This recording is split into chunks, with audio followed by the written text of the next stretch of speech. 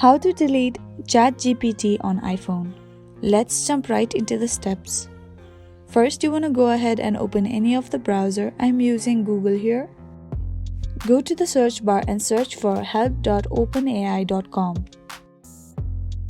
You will enter to this page where you can scroll down a little bit.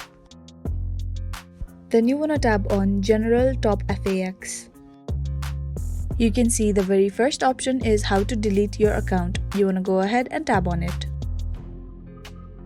Now here you can see the steps of deletion.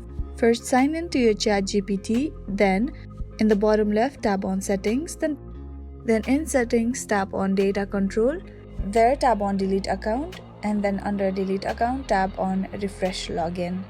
Then you want to put your email and then to proceed type delete. So that is how to delete ChatGPT on iPhone. Thank you so much for watching till the very end.